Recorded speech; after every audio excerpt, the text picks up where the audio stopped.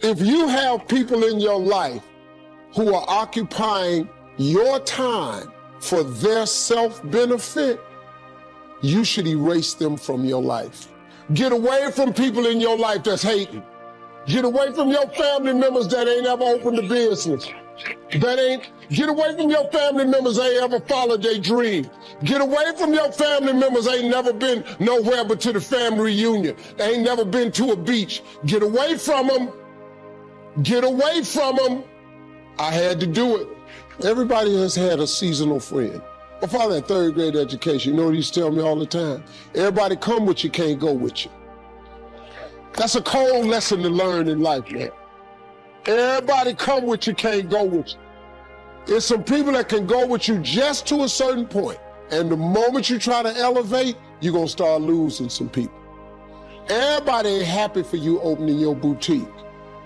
Oh, she thinks she is gonna open up a damn store. I ain't buying none of that. I ain't telling nobody about it. It's called jealousy.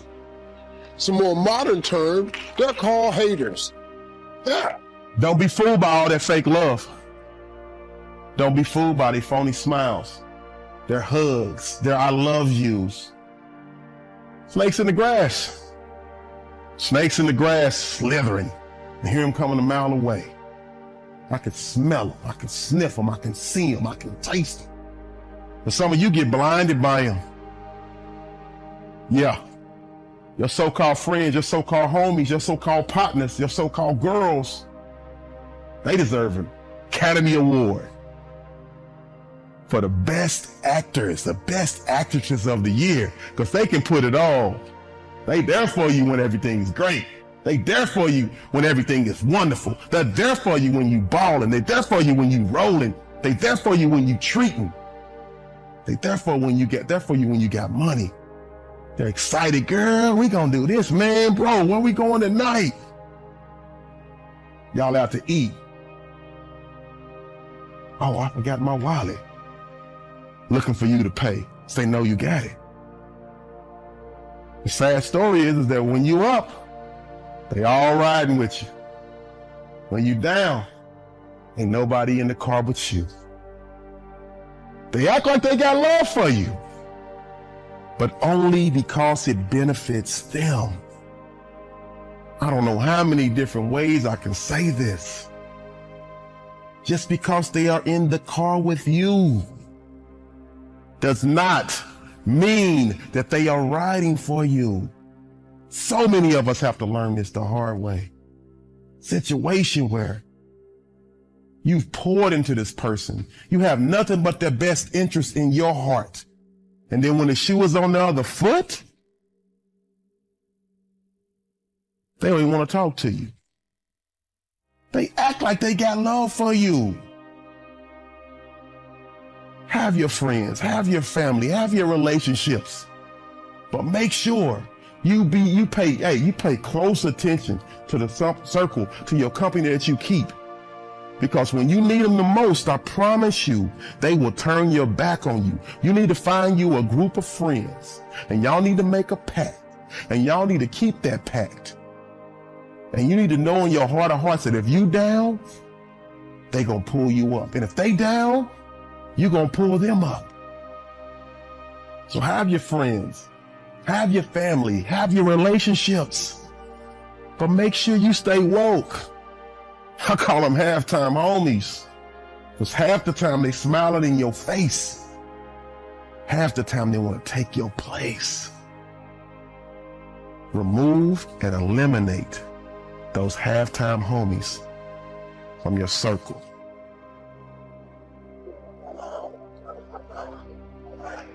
They are for what you are for. They are your constituents. And as long as you are for what they are for, they will walk with you and work with you and labor with you, but never think that they are for you. they are for what you are for. And you have to know that, because if they meet somebody else that will further their agenda, they will leave you and hook up with them, because they were never for you. They were just for what you were for. They are your constituents. And throughout your life, if you're not careful, particularly if you're broken, you will mistake your constituents for your confidants. And you will think that they are for you, when they are really not for you. They are just for what you are for. And by the time you get through falling in love with them, they will break your heart as they hook up with somebody else who is for what you are for, because it was never about you anyway. It was about the causes that you represent. They are for what you are for, but they are not for you. Here's how you know someone's your friend. A, you can tell them bad news, and they'll listen. They won't tell you why, you're stupid and why that bad thing happened to you and how something worse happened to them once and, derail the whole conversation. You can actually tell them bad news and they'll listen. So that's a good thing. And then this is a weirder thing. You can tell them good news and they'll help you celebrate. And that's a really good way of deciding who you should have around you. Because if you have someone around you, something good happens to you, and you're kind of afraid to even admit it because, God, something good happened to you. It's like, you let that be known and it'll certainly be taken away. So, you come out and you sort of tell someone half-heartedly that something good happened to you, and they give you a whack and then talk about, the great thing that happened to them 3 years ago, or worse, the great thing that happened to someone that they knew 3 years ago. It's like, go away from that person. They're not helpful to you, and they're not helpful to themselves either. And so you want to surround yourself. You got to think about this. You got to surround yourself with people who want the best for the best part of you. You can hang around with weasels and losers that are trying to pull you down to justify the fact that they're spiraling downhill as well. And the upside of that is you don't have to have any responsibility, and you can all whine about how wretched life is, so that's pretty attractive. But I would say it's also a bad medium to long-term plan. And so it's acceptable and desirable to try to surround yourself with people who are facilitating your development. And you might say, well, I've got people around, I know them well, they're not doing that well, and they don't fit into that category. It's like, what's your point? What are you going to do with them exactly? If they'll listen and cooperate with you and move towards a better future, great. If they don't pay any attention and they keep doing the same damn things over and over and they're not going anywhere and it's painful, then maybe the proper thing to do is say, you just have your misery. I'll go off and have my life. And maybe you'll wake up at some point in the future and think that's a better way of being. Because just putting up with it is, well, they call that enabling, right? You put up with that sort of behavior, you're providing tacit consent for it and even tacit approval. It's like, it's a bad idea. You have, I would say, both the right and the responsibility to surround yourself with people who are good for the best part of you. The third group are your comrades. These people are not for you, nor are they for what you are for. It is just that they are against what you are against. And the comrades will make strange bedfellows. This will cause people to come together who are not for you, and they are not for what you are for, but they are against what you are against. And they will team up with you to help fight a greater enemy. But don't be confused by their associations. They will only be with you until the victory is accomplished. These people are like scaffolding. They come into your life to fulfill a purpose, and when the purpose is complete, the scaffolding is removed. But don't be upset when they are removed, because the building always remains when the scaffolding is removed. What I'm saying to you, my brothers and sisters, expect the constituents and the comrades to leave you and desert you after a while. Don't be upset when they don't react to your dream the way you expected them to, because they were never really with you you in the first place. Be careful then who you tell your dream to, because if you tell your dream to your constituents, they will desert you and try to fulfill the dream without you. If you tell it to your comrades, they won't support it because they never were for what you were for anyway. If you find a few people in your entire life with whom you can share your dream with, you are a blessed somebody. I can tell you how to identify people who are really for you. If they are really for you, they will weep with you when you weep, and they will rejoice when you rejoice. When you walk in a room and you tell somebody good news, stop being happy for a minute and watch their reaction. If they're not happy for you, shut your mouth and walk back out of the door. Oh, y'all don't hear what I'm saying to you. Oh, yeah, because when they are really connected to you, they will be happy for you when you share your dream. Find somebody, look them in the eye and say, are you happy for me? If you don't get the right reaction, don't tell them anything else. You need somebody who's really going to be happy for you. I don't want just anybody praying for me. I don't want none of them haters praying for me because you know you hate me and you don't want me to succeed. I want somebody praying for me who really wants me to be blessed, who wants me to be an overcomer, so you can put up your oil and stop speaking in tongues because you know you never did speak to me anyway, and ain't no need in you coming up here in this hospital like you gonna pray some cancer up off of me. I'd rather have somebody who really loves me lay across the bed and rebuke the devil. And God is so faithful. He'll always give you somebody. Oh, if he ever sent anybody into your life to help you, you ought to just clap your hands and thank him for the people he sent. Don't worry about the people he took. You ought to praise him for the people he sent.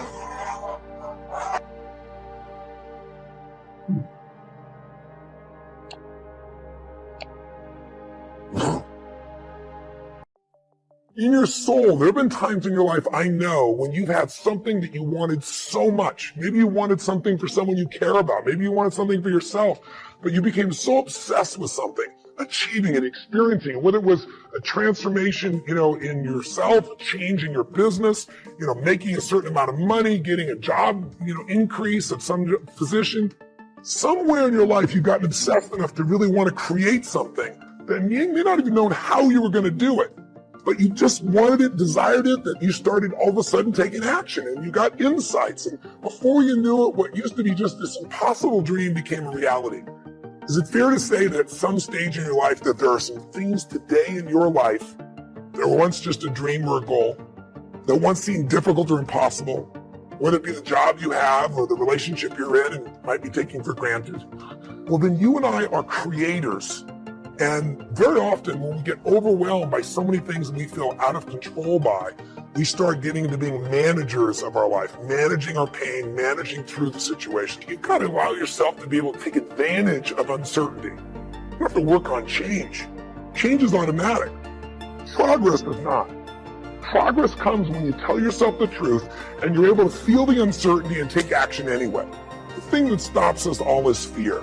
It's no surprise. Fear of failure, fear of rejection, fear of the unknown, fear of not looking good. And that fear we could translate into the simple thing of uncertainty. Someone who's incredibly successful, someone who's truly a leader in their life or in their field. The one thing they have in common is they exude this sense of certainty. Great leaders know how to step in the uncertainty and bring the certainty to the situation. I think that's why Paul said you've got to learn how to walk by faith and not by sight. That once you begin to trust yourself and your ideas and your instincts, life takes on a whole new meaning, because now I want you to do that feeling that you are led. Just feel, I am led. Ladies and gentlemen, don't give your power away. You don't need anybody to approve your dream. It was given to you. If they can't see it, it's because it wasn't given to them. It was given to you. Hold it, nourish it, cultivate it, work on it. It's yours. It's your baby. Work on it until it comes into fruition. I gave away my power and I said, I'm not going to do that no more. No limit, people. are human beings who take what they are and accept it, and don't tell themselves that somehow they're deficient because of anything about themselves. This is a very crucial concept for me and for virtually all of us.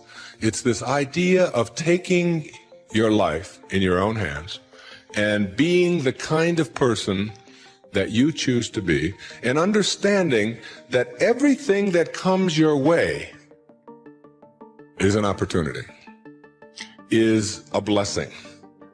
And it wasn't until I learned how to celebrate virtually everything that came my way that I was able to transcend it. Everything else that you have on our planet, that we have on our planet, comes about as a result of thinking. Thought makes it so. All right? Everything that you see that wasn't given to us was created by man as a result of the way that we think, So what gets inside of us as a cell comes about as a result of the way that we choose to think in our lives. Very important principle to understand, because once you get a hold of thinking and that it creates everything that you have in your life, you can change and make it as absolutely perfect as you want it to be, because thought makes it so. When you make decisions about what to focus on and what things mean and what to do, and you're unconscious, you get pretty terrible results usually. Now, we've all done this. I do it still. We all do. But if you want to change your results, you got to become more conscious in your decision making. So think about it. What you focus on, you will feel. Whether it's true or not. You focus on how people don't care, you're going to feel they don't care. Second decision you make is what do things mean. So you focus on something someone does and you come up with a meaning, and the meaning is, no one loves me. The meaning is they're trying to take advantage of me. Depending on what meaning you come up with, and you get to choose the meaning of anything. For some people, they say, this situation happened with the economy, and what that means is, I'm going broke. Somebody else said, the situation happened with the economy, guess what? That means I'm gonna work harder, I'm gonna be more creative, it changed everything. Everybody else is gonna quit, so we're gonna dominate the marketplace. For people to do it. Is this the... Now you're here right now. You got it and you handled that fear. You kicked it out of there. All right? Remember that play Color Purple? I remember when Albert told the girl she couldn't go with Sure. He said, where you going? You know, this girl been wanting all her life live her dream. But she was afraid. She felt incompetent and he had beaten her down and her self-esteem had eroded. He said, where you going? You can't talk, Sure can talk. You ugly, you dumb, Sure got class, you ain't got nothing. Where you going? You ain't gonna make it, you're gonna fail. She said, look here, I might be ugly, I might be dumb, I might can't talk. She said, but I'm still here. I'm still here. And so as you begin to look at the fears in back of you, you came through those fears and you're still here. See, that's a testament about how powerful you are. And so whatever the volcano is, you have the capacity to take that volcano on, the capacity to jump in it and find your true identity. Here's another thing that keeps a lot of people from taking on the volcanoes and jumping into the challenges that they're confronted with. The fear of making mistakes or not feeling good enough. Guess what? You're going to make some mistakes. You're going to make a lot of mistakes. Guy said this, and it's true. He said, the person who has never made a mistake hasn't done anything. You're going to make some mistakes if you want to do something out here. You're going to fall flat on your face. You're going to be criticized when you come out into the arena called life. You're going to feel awkward and stupid and dumb sometimes. It goes with the territory. But it's okay. What's important is that you bring your stuff out here. Are you good enough? Prepare yourself. See, there's no substitute for competency. A positive attitude won't get it. Being enthusiastic won't get it. So you got to prepare yourself. You've got to develop yourself. You've got to practice. You've got to work. You've got to do your homework. You've got to do your research. See, a lot of people have a yes, I can attitude, but a no, I can't aptitude. And competency builds confidence. And confidence feeds into competency. See, the better you become, the more confident you feel. And the more confident you feel, the better you want to become. You realize that you have no ceiling. That you can better whatever you've done so far. You can go beyond that. You don't become cocky and arrogant, feeling that you've already arrived, as most people have. And that's why they've settled for less than what they rightly deserve in life. Because they feel they've arrived, and they say, well, I can rest now. I can rest on my laurels now. I've made it. Stop doing the things that you know are wrong that you could stop doing. Right? So it's a fairly limited attempt. First of all, we're not going to say that you know what the good is or what the truth is in any ultimate sense. But we will presume that there are things that you're doing that for one reason or another you know are not in your best interests. There's something about them that you just know you should stop. They're kind of self-evident to you. Other things you're going to be doubtful about. You're not going to know which way is up and which way is down. But there are things that you're doing that you know you shouldn't do. Now, some of those you won't stop doing. For whatever reason, you don't have the discipline, or maybe there's a secondary payoff, or you don't believe it's necessary, or it's too much of a sacrifice, or you're angry or resentful or afraid, who knows? So forget about those for now. But there's another subset that you could stop doing. It might be a little thing. Well, that's fine. Stop doing it and see what happens. And what'll happen is your vision will clear a little bit. And then something else will pop up in your field of apprehension that you will also know you should stop doing, and that you could stop doing, because you've strengthened yourself a bit by stopping doing the particular stupid thing that you were doing before. That just puts you together a little bit more.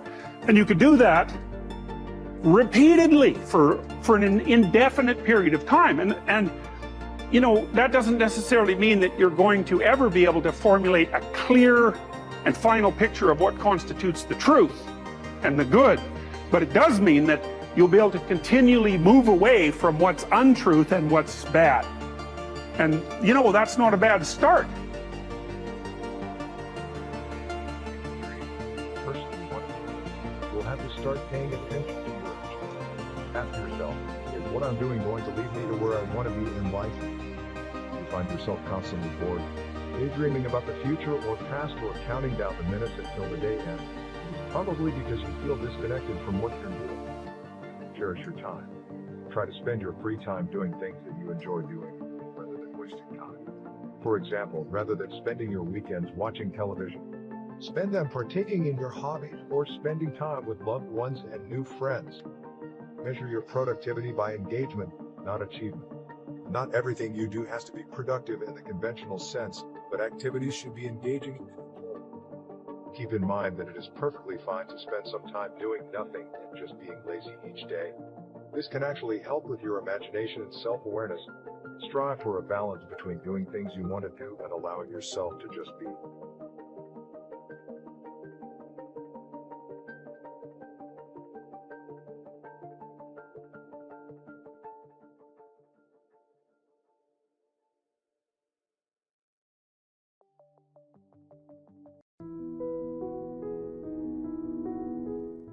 We all make mistakes. We all have times we give in to temptation, let our emotions take over.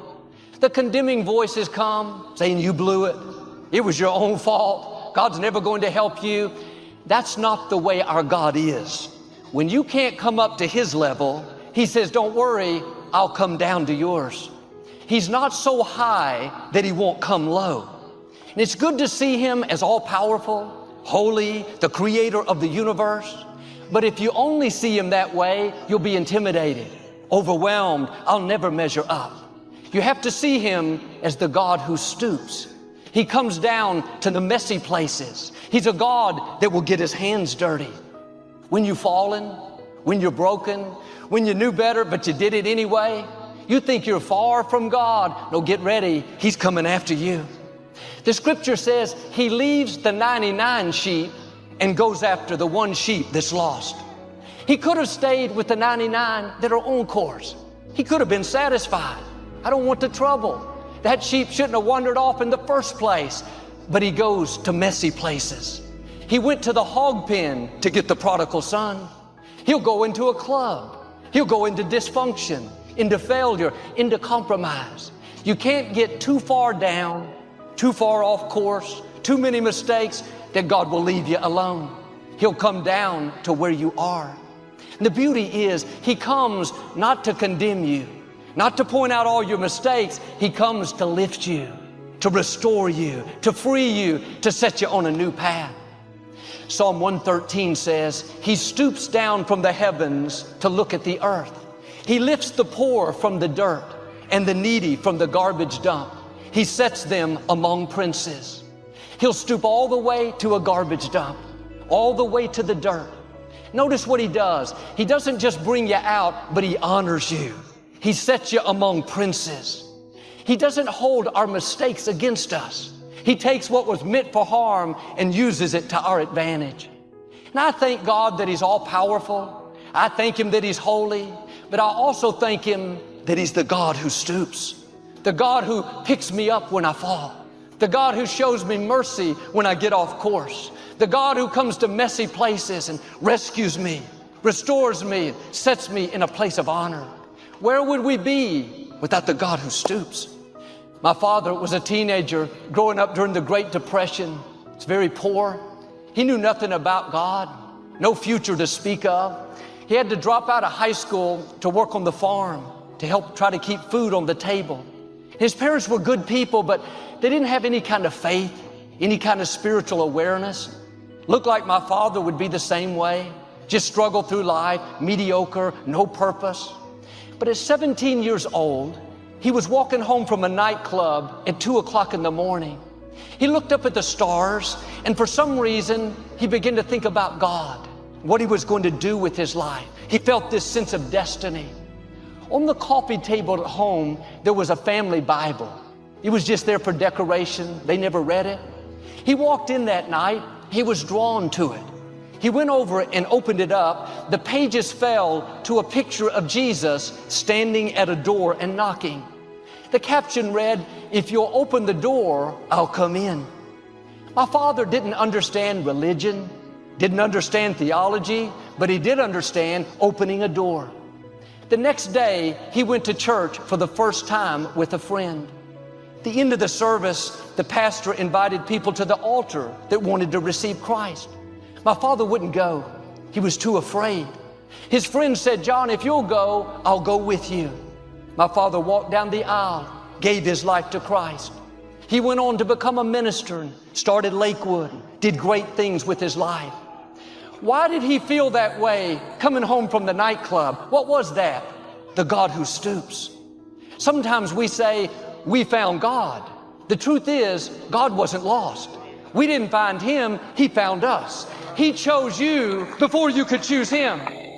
I love the fact that you can never get so low that God won't come down and pick you up. You're not too far off course. You haven't failed too many times. You haven't had too many bad breaks.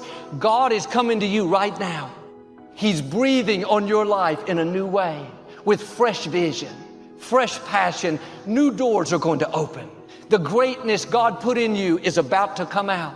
What He's destined for you to accomplish will come to pass. Now, don't write yourself off and don't write anyone else off. Don't give up on your child. Don't quit praying for that loved one. The psalmist said, "God, wherever I go, I can't get away from your presence. If I go up to the heavens, you are there. If I go down to the depths of the ocean, you're still there." There is no depth that God won't stoop to free you, to restore your family member, to bring your child back home. This is what happened with Saul in the scripture. He was the biggest enemy of the church. He was very educated, an influential leader, but he was against believers. He went around having them arrested and put in prison. It looked like he would be the last person that God would have anything to do with. He was creating havoc, making the disciples miserable. But God loves to redeem people that we think are not redeemable. He loves to take people that look too far gone, not a chance, and make them into a chosen vessel, bring them into purpose and destiny. on his way to arrest believers. Saul had letters in hand from the council, permission to put them in jail. Suddenly, a bright light shined down from heaven, knocked Saul off his horse. A voice boomed out, "Saul, why do you persecute me?" He said, "Who are you, Lord?" The voice said, "I am Jesus." God was saying, "You're against me now, but that's not your purpose. That's not who I created you to be. I love you too much to let you miss your destiny.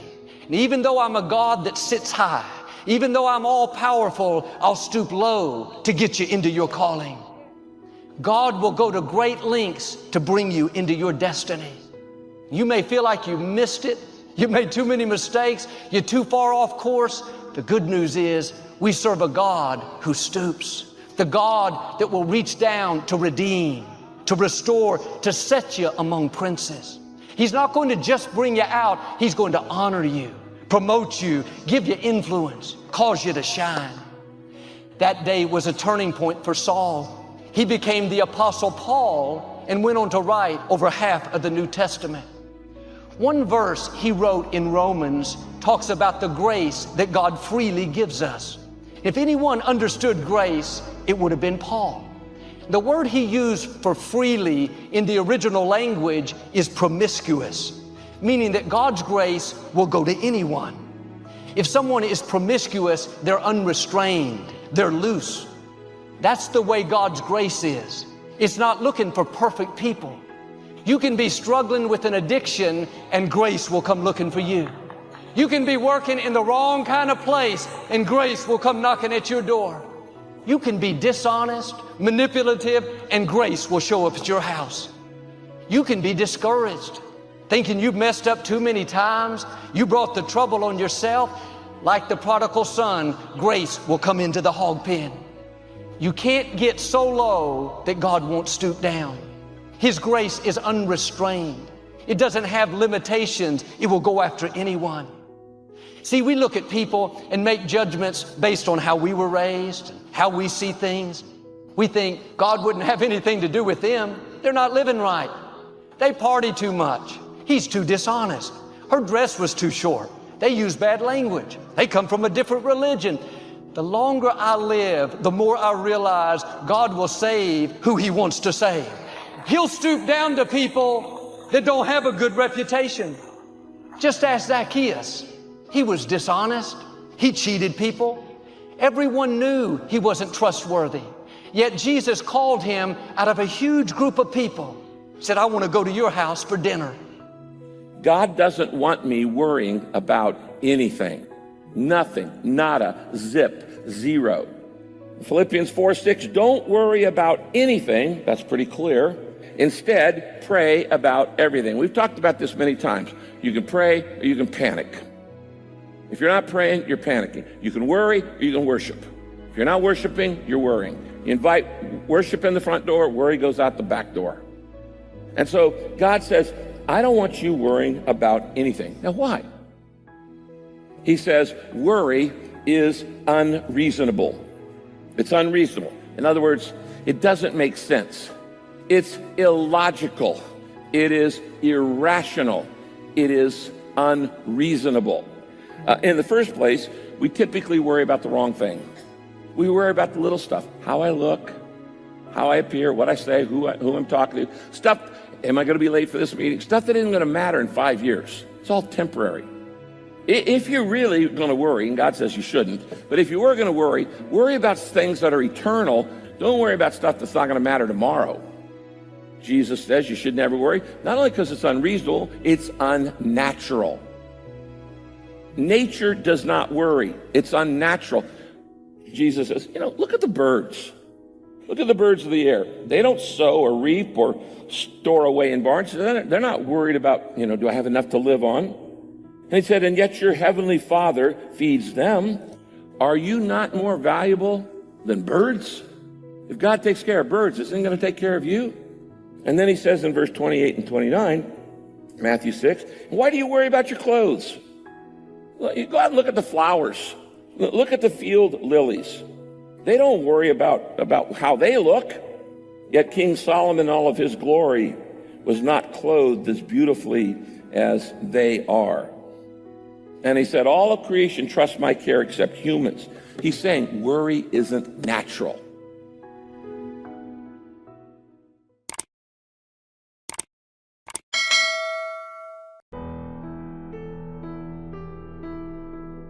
Some people can receive a blessing from the Lord and come up in their standards and still maintain their focus. Other people, the moment they get 2 nickels and a dime, they start acting like strangers you never knew before.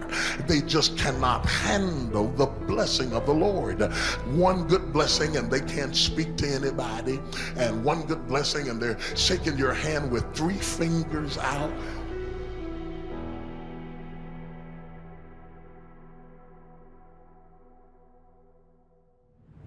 You don't have to waste time going on a witch hunt.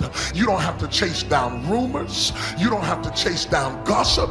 You don't have to change anybody's mind about you. You don't have to change their attitude. Your blessing is not predicated upon anybody else's opinion. The only thing you have to worry about is not cursing yourself. One of the things that I believe can destroy your family, your organization, your existence, is to allow a toxic person to come in unaware. Here's what I believe to be true. Hateful people are simply hurt people. I believe with all my heart. People who are hateful are people who have been hurt. And guess what? The problem with hurt people is they do what? They hurt people. You should surround yourself with people who genuinely want the best for you. And if the people around you are not supporting you in your endeavors, and they put you down and they punish you for your virtues, or even punish you too intensely for your faults, and fail to reward you when you're doing what you should be doing, that there comes a point where you would be better off finding someone who is actually on your side. And that can even be the case with family members, although of course that's a very difficult decision to make. But sometimes people do have the misfortune of being tangled up with family members who are operating in a manner that's so counterproductive to their health that it's better for them, despite the pain, to cease communication with them. See, a lot of folk won't let you forget what you used to do or what you have done, what mistakes you've made. All of us have made some mistakes in life. All of us have done some things that if we had them to do over again, we wouldn't do it again. A lot of things that if I had it to do over again, if I knew then what I know now, I would have done it differently. Well, it didn't happen that way. And that's what you call life. I didn't do it like that. Oh, you don't want me to live that down, huh? You want to keep on putting that in my face about what I did. Guess what? I'm not interested. That's what I did then. Won't do it today, so you are picking on an innocent man. There are people that do not want you to lift your head and to walk proudly in this life. Well, they will say to you is, hey, don't you remember what you did back then? But see, the haters, they see that, and because they don't have that peace, they don't want you to have it either. I guarantee you, if you show me a person that is a hateful person in this life, I will show you a person that has been treated hatefully in his own life. He's been treated cruelly. He has been outed. He has been disenfranchised. He or she has been disenfranchised. But I would say, even if you don't like the idea of removing the toxic people in your life, you should certainly endeavor to surround yourself with the sorts of people that you would want to surround someone that you regarded as your friend or loved one. So you need to extend the same courtesy to yourself, especially to the part of yourself that's striving upward, that you would to someone that you cared for. You're looking at a guy who got rejected a lot of times. I had friends who were friends that I grew up with, that over time, like for some reason, they just didn't want to hang with me anymore. So, what do? Well, I can only tell you what I did. I got busy working on becoming a stronger version of myself. And I put all of my focus and energy on developing my skills as an athlete, getting stronger, getting bigger, getting faster, and getting better at the sport of football. So that allowed me to hone my group of friends, bring in a group of friends, to lead a group of people, and to use the gifts that I've been given, that I naturally have, to gain influence in school and socially. So that's my experience. It was through sports and football. But I guarantee you, bro, that there is something about you that's magnificent, you know, and you're going to have to work on that and find a group of kids that appreciate that. I would invite you to play sports because that's, you know, it's what I do. But if that's not your inclination, find a group, find other cliques of individuals that you can gain influence with, that you could earn friendships through because you have a common goal or a common value. Unapologetically get rid of all things, people, and situations that no longer belong in your life. That means you are going to boldly step into and walk into the unfamiliar. Boldly and abruptly get rid of things, people, and situations, relationships, friendships, surroundings. Deciding that you love yourself enough to no longer walk in the direction of pain, drama, or dysfunction. There's no way that you can say that you love yourself when you don't like most of your friends. There's no way that you can say that you are really concerned about your career getting to another level if you still have those managers, agents, lawyers, business people, or anything associated to your business. Let me tell y'all something. I realized a long time ago, I only got one Tyrese Gibson. I'm not angry.